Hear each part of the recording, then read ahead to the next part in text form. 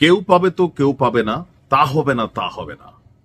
যুগটা এখন এই মুহূর্তে এই অবস্থায় আসছে। আর এতে আওয়ামী লীগ, ভাই, এই মুহূর্তে আওয়ামী লীগের অবস্থানটা হচ্ছে, শোনেন, ওই ঢাকা শহরে একটা মিছিলের মধ্যে ঝটিকা মিছিলে ধাওয়া দেওয়া, কারণ এখানে সব ফ্লোটিং মানুষ, কিন্তু গ্রাম অঞ্চলে বা স্থানীয় পর্যায়ে আপনি এই মুহূর্তে যদি দেখেন, আওয়ামী লীগ এমন একটা অবস্থানে আছে যে এদেরকে নিয়ে সবাই টানাটানি করতেছে। ইভেন আমি গত পরশুদিন একটা নিউজ দিয়েছিলাম যে আপনার আওয়ামী লীগের ইউনিয়ন পর্যায়ের একজন সহসভাপতি, ওনাকে জামাতে যোগদান করানো হয়েছে, এমনকি এটা নিয়ে জামাতের পজিটিভ বক্তব্য ছিল।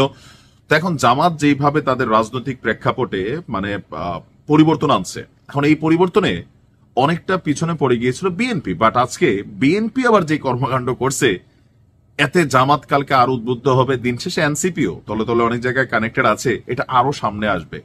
আওয়ামী লীগের জন্য বিশাল সুসংবাদ। কেন বলছি আবার আসেন। আজকে দুপুরে আপনার ঘটনার প্রেক্ষাপট হচ্ছে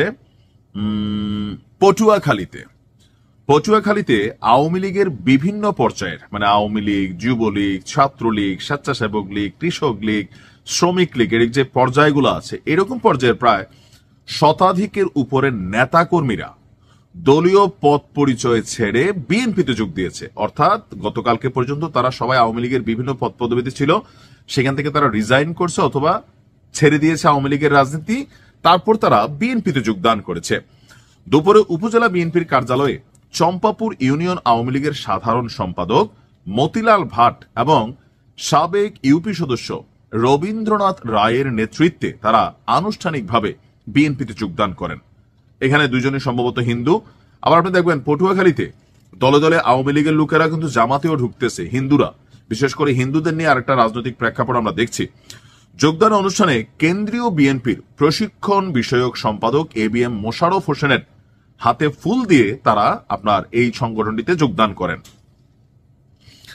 এরপর হচ্ছে আপনার এ সময় বিএনপির কেন্দ্রীয় নেতা ABM মোশাররফ হোসেন নতুনদেরকে স্বাগত জানান এবং তাদেরকে সাংগঠনিক কার্যক্রমে মাঠে সক্রিয় হওয়ার আহ্বান জানান। এছাড়া চম্পাপুর ইউনিয়ন বিএনপির সভাপতি অধ্যাপক মাসুম বিল্লাহ, সাধারণ সম্পাদক মেহেদী হাসান মিলনও নতুনদের স্বাগত জানান।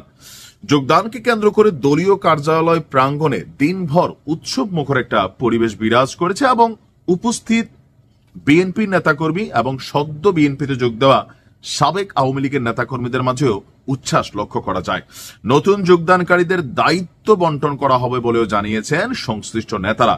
এখন কিভাবে আসলে ঢুকছে, ওই যে পরিচ্ছন্ন আওয়ামী লীগের যারা নেতাকর্মী আছে, সাবেক হয়ে গেছে এখন তারা, অর্থাৎ যারা আওয়ামী লীগের রাজনীতি করেছে কিন্তু তাদের বিরুদ্ধে কোনো মামলা নেই, তারা কোনো অন্যায়, জুলুম, নির্যাতন, সামাজিকভাবে কোন রকম অপরাধে জড়িত ছিল না, বাট তারা আওয়ামী লীগের রাজনীতি করতো। যেহেতু আওয়ামী লীগ একটা বৈধ রাজনৈতিক দল ছিল, বিভিন্ন পর্যায়ে দেশের কোটি কোটি মানুষ আওয়ামী লীগের সাথে কানেক্টেড আছে।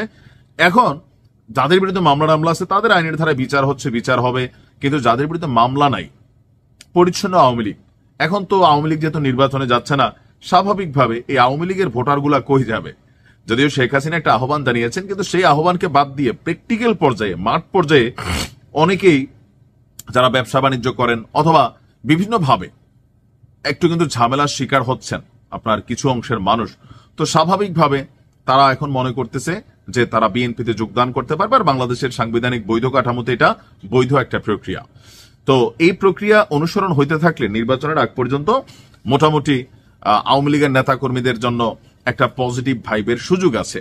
তবে এটাও সঠিক, কখনো আবার আওয়ামী লীগ ব্যাক করলে এই নেতাকর্মীরা সবার আগে দৌড় দিয়া দল থেকে বের হয়ে যাবে, যেমনটা জামাত বা বিএনপির অনেকেও একটা সময় পর্যন্ত আওয়ামী লীগের সাথে কানেক্টেড ছিলেন। জামাতের লোক বেশি, যেই মাত্র শেখ হাসিনার পতন হলো, এই মাত্র সবাই সুরসুর করে নিজেদের দলের মধ্যে গিয়া আবার নিজেদের অবস্থান ঠিক করলো এবং কি দলও তাদেরকে ওয়েলকাম করেছে।